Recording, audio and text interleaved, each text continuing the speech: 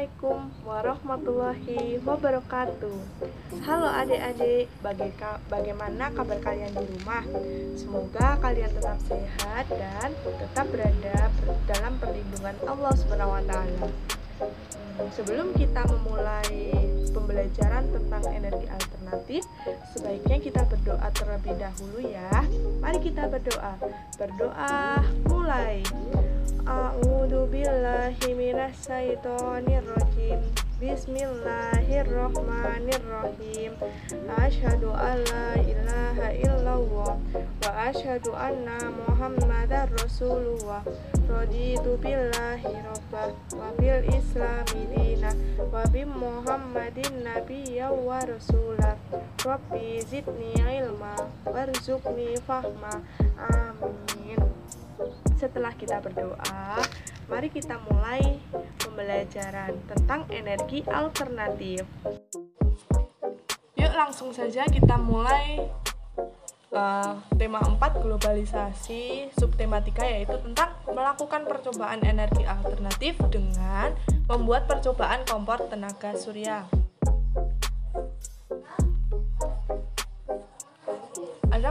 Ada kompetensi dari pembelajaran ini, yaitu kita klik ya, kompetensi.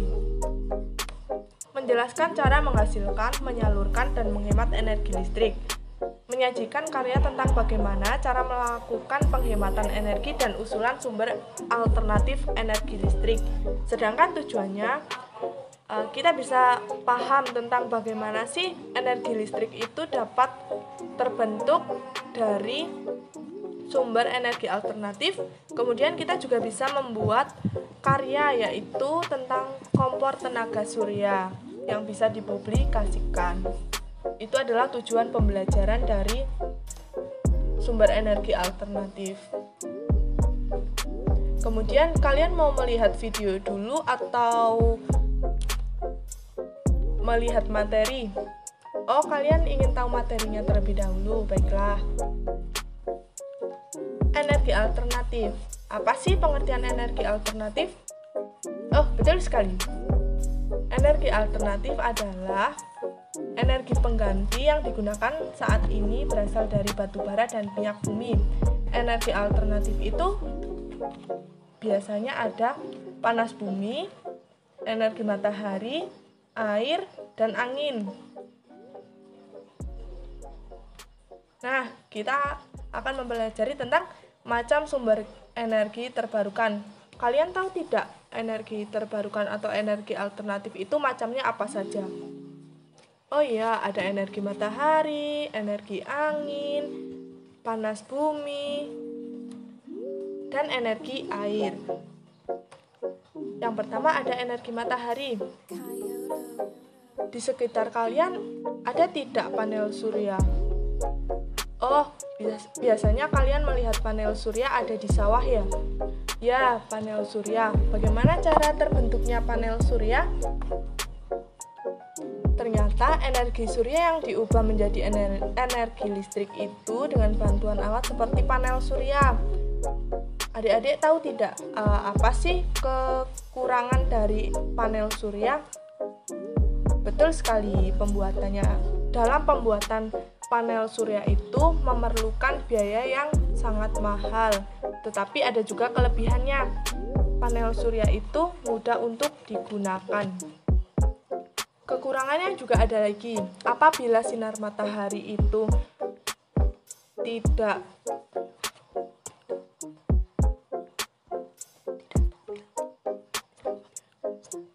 tidak stabil, maka energi yang diserap ke dalam panel surya itu juga sangat sedikit, tidak maksimal. Itu adalah kekurangan dari panel surya.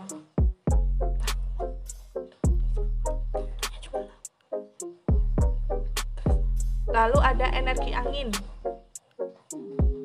Tenaga angin dimanfaatkan untuk menghasilkan listrik dengan menggunakan alat, yaitu aerogenerator. Energi angin ini biasanya adanya di daerah dekat pantai. Kenapa begitu? Ada yang tahu? Jawabannya adalah karena di daerah pantai itu memiliki angin yang cukup banyak dibandingkan di daerah perkotaan, sehingga untuk memanfaatkan energi angin biasanya dimanfaatkan sebagai atau diubah menjadi energi listrik, yaitu pembangkit listrik tenaga angin. Kemudian ada energi air. Kalian tahu tidak sumber air itu dari mana saja? Oh iya, sumber air yang banyak itu ada di waduk, sungai, rawa, dan danau. Biasanya di situ akan dimanfaatkan untuk menghasilkan energi listrik. Bagaimana prosesnya? Prosesnya adalah air yang ada di bendungan dialirkan melalui terowongan menurun dan memutar turbin yang dihubungkan dengan generator, sehingga generator yang berputar akan menghasilkan energi listrik. Kira-kira begitu urutan dalam pemanfaatan energi air menjadi energi listrik. Kemudian ada energi panas bumi. Ternyata bumi itu memiliki beberapa lapisan. Nah, di dalam lapisan yang paling dalam itu ternyata ada uap panas. Uap panas itu dikeluarkan dari pengeboran. Setelah itu disaring dan dapat digunakan untuk menggerakkan turbin yang akan memutar generator, sehingga menghasilkan energi listrik. Itu materi dari sumber energi alternatif. Lalu ada video percobaan. Kalian mau tahu yang pembuatan kompor tenaga surya terlebih dahulu atau percobaan? Oh, tentang pembuatannya terlebih dahulu. Ayo kita lihat.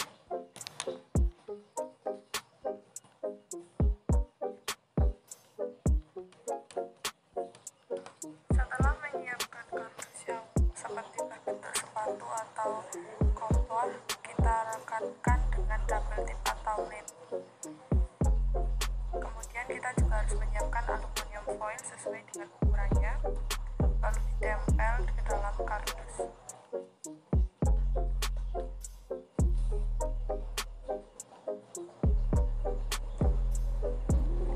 Kita juga harus menyiapkan papan atau alas berbentuk persegi 4 yang kemudian dilapisi dengan kertas asturo.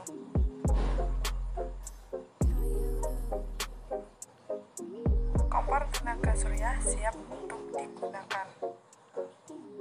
Nah, bagaimana setelah kalian melihat video tentang pembuatan kompor tenaga surya? Apakah kalian bisa mempraktekkan di rumah? Baguslah kalau kalian bisa mempraktekkan di rumah. Kita lanjut ke percobaan kompor tenaga surya. Kira-kira bagaimana ya cara bekerjanya? Kita saksikan. Setelah kompor jadi, kita akan melakukan praktek atau percobaan dengan mencairkan mentega menggunakan kompor tenaga surya.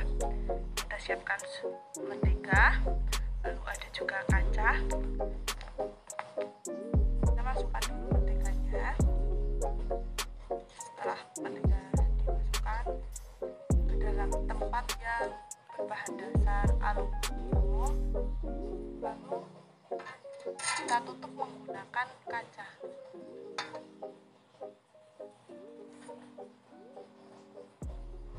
Kita tunggu hingga mentega mencair. Kita coba dengan memberi waktu dimulai dari 1. Kira-kira berapa menit kita bisa mencairkan mentega dengan menggunakan kompor tenaga surya.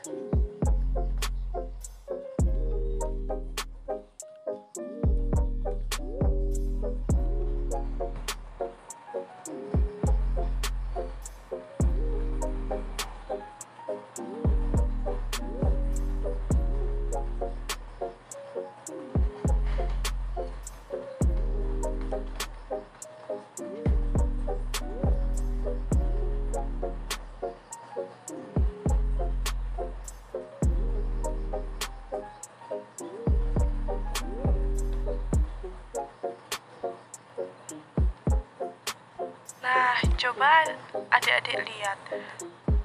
Menteganya ternyata sudah mencair dengan waktu yaitu 6 menit 46 detik. Menteganya sudah mencair dengan sempurna.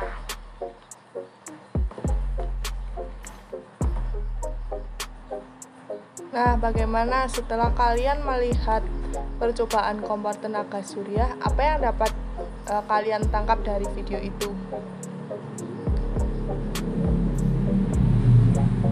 Ternyata fungsi cermin sebagai penutup kompor itu untuk memusatkan cahaya dari panas matahari ke area kompor. Ada juga membuat energi lebih terkonsentrasi ke satu titik dan menghasilkan panas yang cukup untuk memasak. Kemudian ternyata cara kerja kompor tenaga surya itu bagaimana? Dari aluminium foil yang berdiri atau kardus yang berdiri itu memantulkan energi matahari atau panas matahari itu ke dalam. Kemudian di dalam itu energi panas matahari itu akan disimpan, kemudian akan dipantulkan ke benda atau tempat yang berbahan dasar aluminium. Kalian tahu tidak kalau aluminium itu adalah salah satu penghantar panas. Makanya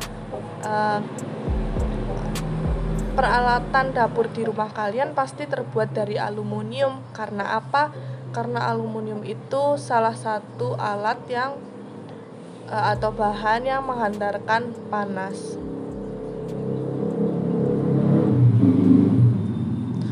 Adapun kelemahan dari kompor tenaga surya, yang pertama, waktu. Ya jelas sangat berbeda. Waktu untuk mencairkan mentega menggunakan kompor gas dengan menggunakan kompor tenaga surya sangat berbeda jauh. Menggunakan kompor gas kira-kira berapa? Kira-kira hanya 1 menit kurang. Sedangkan menggunakan kompor tenaga surya itu sekitar 7 menit kurang. Apalagi kalau sinar matahari yang diperoleh itu tidak mencukupi untuk mencairkan mentega. Misalnya panasnya itu tidak terlalu panas sehingga energi yang diserap pun juga akan berkurang. Gitulah kelemahan dari kompor tenaga surya. Apabila digunakan pada malam hari juga tidak bisa karena proses penyerapan panas sudah hilang karena tidak ada sinar matahari. Bagaimana kalian, apakah sudah paham tentang kompor tenaga surya, bagaimana cara bekerjanya, apa kelemahan? Oh iya, sedangkan kelebihannya kalian tahu tidak? Benar sekali, kelebihannya itu kita bisa menghemat energi gas atau minyak bumi. Setelah kalian mempelajari materi sumber energi alternatif dan melakukan percobaan juga, ada evaluasi buat kalian. Kira-kira kalian mau pilih soal yang mana dulu? Agar kalian bisa tahu apa sih jawabannya. Oh, kalian mau yang pertama? Ini? Apakah yang dimaksud dengan energi alternatif? Energi alternatif adalah energi pengganti bahan bakar yang berasal dari minyak bumi dan batu bara. Misalnya saja ada energi panas matahari, energi angin, energi air, dan energi panas bumi. Kemudian, kalian mau pilih yang mana lagi? Oh, yang ini? Oke. Bagaimana proses terserapnya panas pada kompor tenaga surya? Proses terserapnya panas yaitu panas matahari terserap oleh aluminium foil yang kemudian dipantulkan ke media yang berbahan dasar aluminium. Kemudian panas matahari akan disimpan ke dalam ruangan yang ditutup menggunakan cermin. Fungsi cermin itu untuk menyimpan panas matahari. dan menghantarkan panas matahari. Nah, ini ada pertanyaan, apa fungsi cermin pada penggunaan kompor tenaga surya? Ya, betul, untuk menyimpan panas matahari. Kemudian, apa kelemahan pada kompor tenaga surya? Kalian tahu tidak apa kelemahan pada kompor tenaga surya? Coba kalian jawab di kolom komentar. Apakah akan sama jawabannya sama ini? Kelemahan kompor tenaga surya itu panas matahari yang tidak stabil. Maksudnya apabila panas matahari tidak stabil, maka kompor tenaga surya itu tidak akan bekerja secara maksimal. Kemudian dalam segi waktu dalam mencairkan mentega menggunakan kompor gas dan kompor tenaga surya itu sangat berbeda jauh. Menggunakan kompor gas itu memerlukan waktu sekitar 1 menit kurang, sedangkan menggunakan kompor tenaga surya itu sekitar 7 menit. Kalau panas matahari tidak stabil, maka kompor tidak akan bekerja secara maksimal. Lalu ada yang terakhir, apa saja macam-macam sumber energi alternatif? Di dalam materi tadi sudah dijelaskan bukan tentang macam sumber energi alternatif. Kalian masih ingat tidak apa saja macam-macam sumber energi alternatif? Nah, macam sumber energi alternatif yaitu energi matahari, energi angin, energi air, dan energi panas bumi.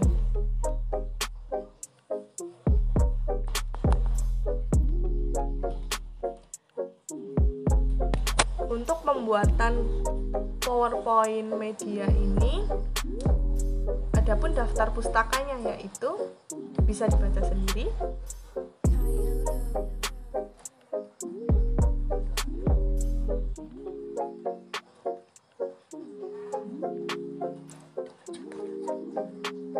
Kira-kira itu yang bisa kakak jelaskan. Semoga bermanfaat ya buat kalian. See you next time video. Bagaimana video penjelasan dari saya? Semoga bermanfaat ya buat adik-adik semua. Kiranya hanya itu yang dapat saya sampaikan. Mari kita tutup bersama dengan membaca doa kafaratul majelis bersama. Subhanakallahumma wa bihamdika asyhadu an la ilaha illa anta astaghfiruka wa atubu ilaik. Apabila banyak tutur kata yang kurang berkenan di hati, mohon untuk dimaafkan. Wassalamualaikum warahmatullahi wabarakatuh.